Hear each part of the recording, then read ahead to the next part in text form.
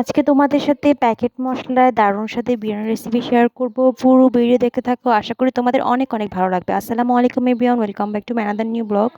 আজকে তোমাদের জন্য আমি ব্লগ ভিডিও না, একটা রেসিপি নিয়ে এসেছি, বিরিয়ানি রেসিপি। আশা করি তোমাদের অনেক অনেক ভালো লাগবে। এই তো প্রথমে তেলের মধ্যে আমি পেঁয়াজটাকে বেরেস্তা করে নিচ্ছি, ব্রাউন কালার করে বেরেস্তাটা করে নেবো। বেরেস্তাটা করার পর কিন্তু অবশ্যই বেরেস্তার সাথে চিনি মিশিয়ে থাকবে, ফলে বেরেস্তাটা মচমচে থাকবে। তারপর যে অবশ্যই তেল আছে সেটার মধ্যে আমি চিকেনগুলোকে ভেজে নিচ্ছি। চিকেনগুলোকে একটু ভেজে নেবেন, না হলে আমি যেহেতু ব্রয়লার মুরগি দিয়ে করছি একটা গন্ধ থাকবে। ব্রয়লার মুরগি দিয়ে অবশ্যই ভাজি করে নেবেন, না ভাজি করলে সেটা ভালো লাগে না, আমার কাছে ভালো লাগে না আর কি। তারপরে তো আলুগুলোকে ভাজি করে নিচ্ছি।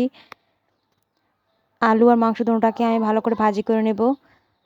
এই তো আমার আলু আর মাংস দুটোটা ভাজি করা শেষ। তারপর আমি পাতিলটা বসিয়ে দিয়েছি, পাতিলের মধ্যে পরিমাণ মতো আমি তেল দিয়ে দিয়েছি। তেল দিয়ে দেওয়ার পর গরম মশলাটা দিয়ে দিলাম। গরম মশলা দিয়ে ফ্লেভারের জন্য অপেক্ষা করবো। ফ্লেভার যখন চলে যাবে তখন আমি পেঁয়াজটা দিয়ে দিচ্ছি। আমার তেলটা অনেক বেশি গরম হয়ে গিয়েছিল।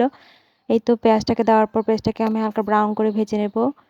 হালকা ব্রাউন করে ভেজে নেওয়ার পর এরপর আদা রসুন বাটা রেখে দিয়েছিলাম, ওগুলোকে দিয়ে দিচ্ছি। দুটোটা আদা রসুন বাটা দুটোটা দিয়ে দিলাম, দিয়ে আবার ভালো করে নেড়ে নিচ্ছি।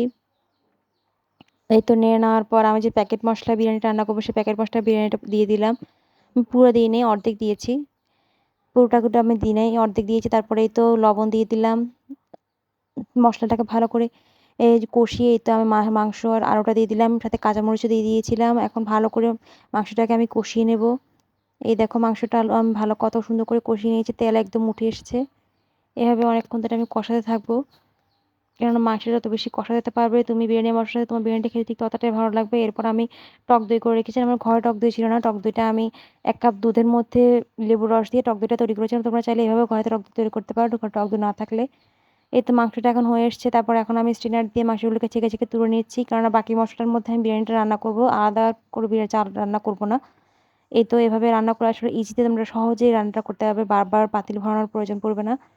স্ট্রেনারের মাধ্যমে আমরা আলু আর মাংস আর আলুগুলোকে তুলে নেওয়ার পরে তো বাকি মশলার মধ্যে আমি চাল 3 পট ধুয়ে রেখেছিলাম, সেগুলো ঢেলে দিলাম। এখন চালটাকে মশলার সাথে ভালো করে মিক্সড করতে হবে।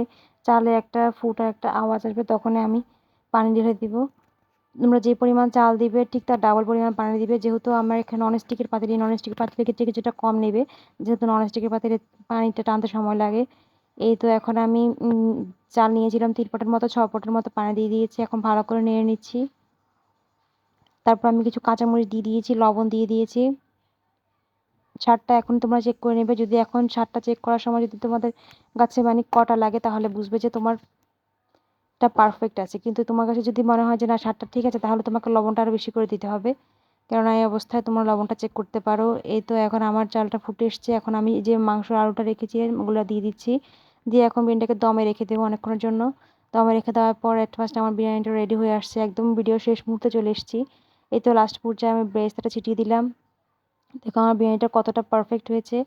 এরকম এমন ইজি রেসিপি পাওয়ার জন্য অবশ্যই আমার চ্যানেলটি সাবস্ক্রাইব করে রাখবে, আমার পেজটি ফলো দিয়ে রাখবে। অনেক অনেক ভালো থাকো, আল্লাহ হাফিজ।